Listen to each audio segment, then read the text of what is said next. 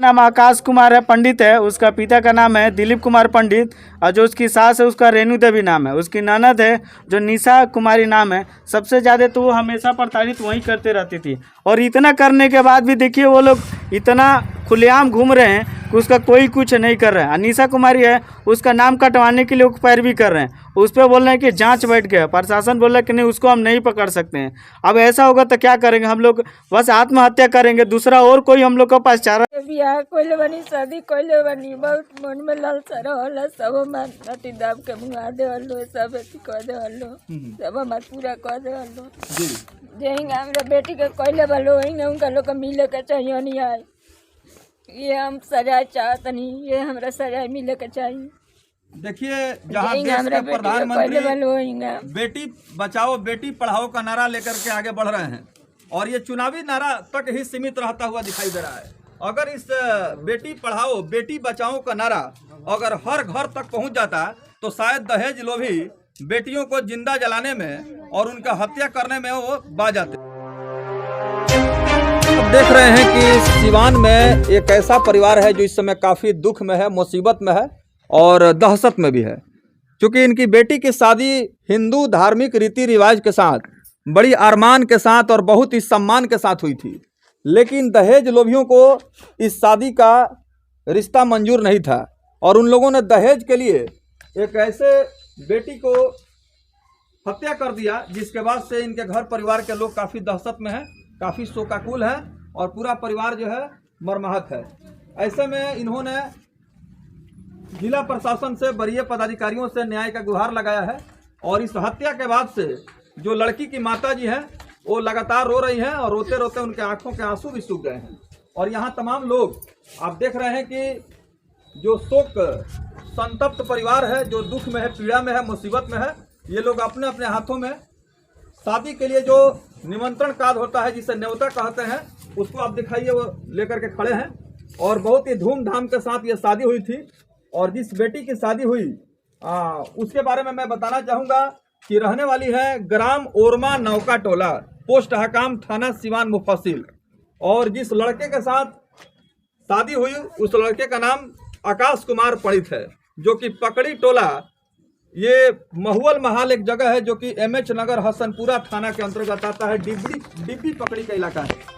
और यहाँ की घटना है, इसके बाद से लड़की की हत्या के बाद से जितने आरोपित हैं वो खुलेआम घूम रहे हैं, लेकिन अभियुक्तों को गिरफ्तारी करने के लिए स्थानीय थाना के द्वारा कोई ठोस कार्रवाई नहीं हो रही है, जिससे कि हत्या करने वाले लोगों का मनोबल बढ़ा हुआ है और उन लोगों ने कानून और प्रशासन को हाथ में लेकर के, यानी कि कानून को ठेंगा दिखाते हुए खुलेआम धमकी भी दे रहे हैं।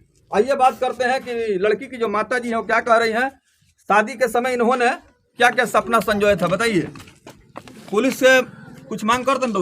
हाँ, मांग करते हैं जाएंगे हमरा बेटी के सजाए को लेवल होएगा, न्याय मिले के चाहिए। बहुत धूमधाम से बेटी के बियाह कोइले बनी, शादी कोइले बनी, बहुत मन में लालसा रहला। सब हमार नटी दाब के मुंगा दे हलो, सब अथी कर दे हलो, सब हमार पूरा कर दे हलो। जेहिंगा हमरा बेटी के कोइले बलो हिंगा उनका लोग के मिले के चाहिए नहीं आए। ये हम सजा चाहत नहीं, ये हमरा सजा मिले के चाहिए। देखिए, जहाँ देश के प्रधानमंत्री बेटी बचाओ बेटी पढ़ाओ का नारा लेकर के आगे बढ़ रहे हैं और ये चुनावी नारा तक ही सीमित रहता हुआ दिखाई दे रहा है। अगर इस बेटी पढ़ाओ बेटी बचाओ का नारा अगर हर घर तक पहुंच जाता तो शायद दहेज लोभी बेटियों को जिंदा जलाने में और उनका हत्या करने में वो बाज जाते हैं। ऐसे लोगों का मनोबल बढ़ रहा है और उनका हिम्मत और हौसला इतना बढ़ गया है कि लगातार बेटियों का शिकार हो रहा है। शादी के बाद बेटियों की हत्या कर दी जा रही है। अब तो मुझे ऐसा लगता है अगर इसी तरह से सिलसिला जारी रहा तो कोई भी माँ अपने बेटी का शादी भी नहीं करेगी, भले उसको कुंवारे अपना घर पर रखना उसको मंजूर रहेगा। क्या कहेंगे बाबा? ये बहुत नातिन हमारा है। बहुत तो उसका कष्ट हुआ है।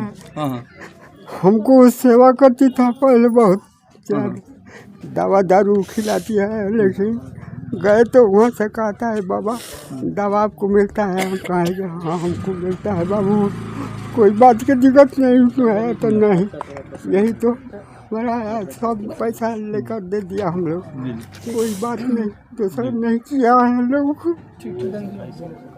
देखिए बुजुर्ग हैं, उम्र के अंतिम पड़ाव पर हैं और इनके आंखों से आंसू आ रहे हैं। और इस बुजुर्ग आदमी के और इनके दादाजी के, जो लड़की मरी है उनके दादाजी हैं, उनके आंखों से आंसू आ रहे हैं। उनका कहना था कि जब वो घर पर रहती थी बेटी तो तबीयत खराब होती थी तो दवा लाती थी, भोजन कराती थी।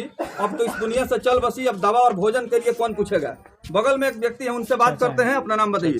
चाचा है, गौरी शंकर नाम है मेरा जी। लड़की का चाचा हूँ मैं। हाँ, मैं यही चाहता हूँ कि जो हमारा भतीजी का जो सज़ा मिला है वैसे सज़ा उनको सब लोग को मिलना चाहिए, पूरा परिवार को।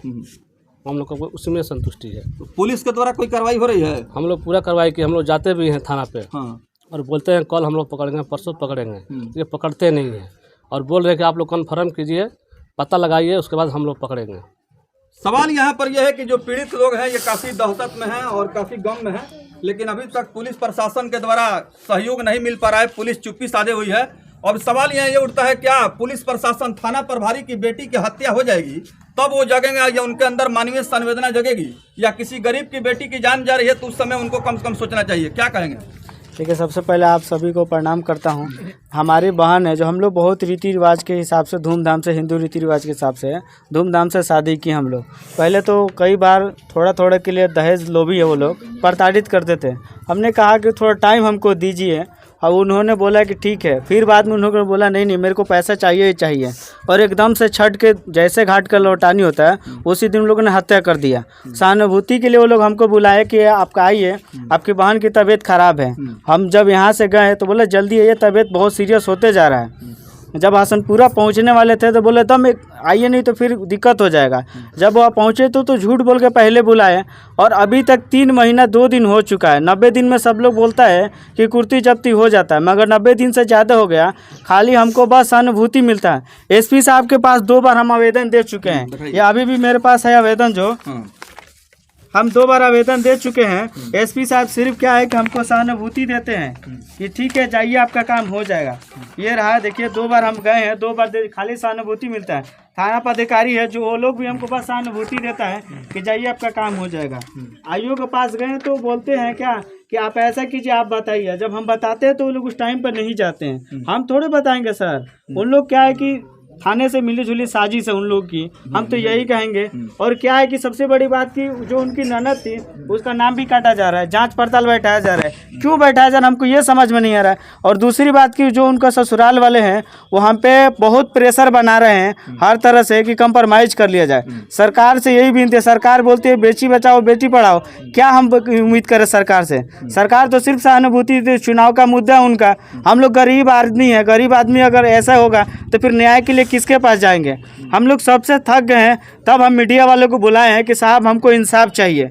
खाने के लिए मुहताज है, आज इतना बुरा स्थिति से गुजर रहे हैं। कर्जा काट के हम अपने आप को गिरवी रख कर बहन का शादी किए हैं, अभी कर्जा का पैसा भी नहीं चुका है। कर्जा वाले अलग से बेचैन कर रहे हैं और हमारी बहन को अभी तक इंसाफ नहीं मिला है। जब भी जाते हैं बस सहानुभूति खाली मिलता है, जाइए हो जाएगा।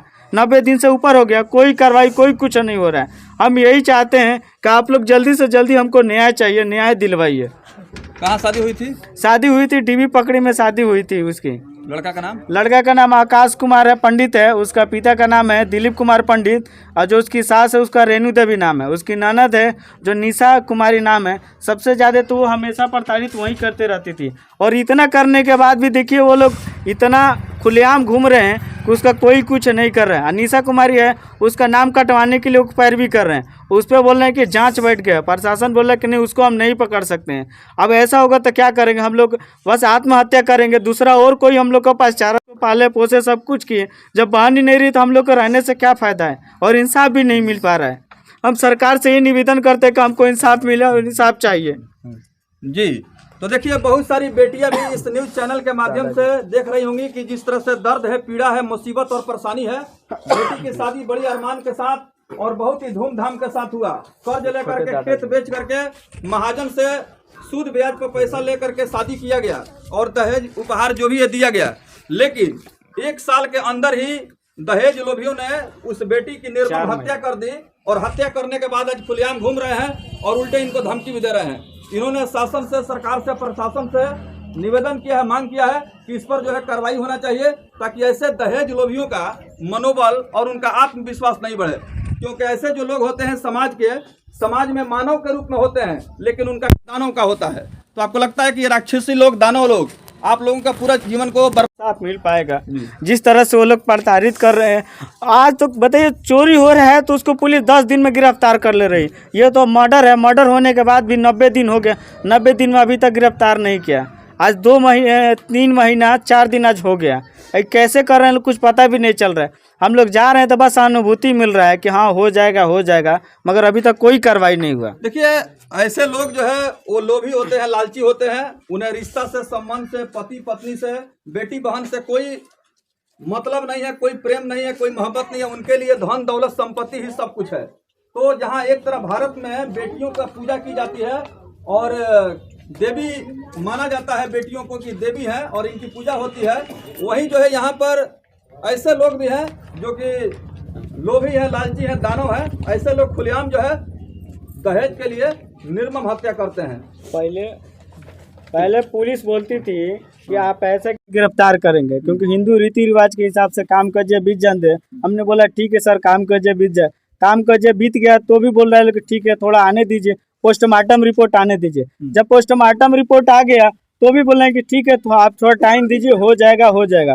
पोस्टमार्टम स्पष्ट रूप से दर्शाया गया है कि उसमें गला दबा के हत्या किए गए, वीडियो भी है और फोटो सब कुछ है, तो भी वो लोग क्या है कि मतलब पकड़ नहीं रहे हैं प्रशासन लोग। अपना नाम बता दीजिए। मेरा नाम विनय कुमार हुआ, मैं लड़की का भाई हूँ।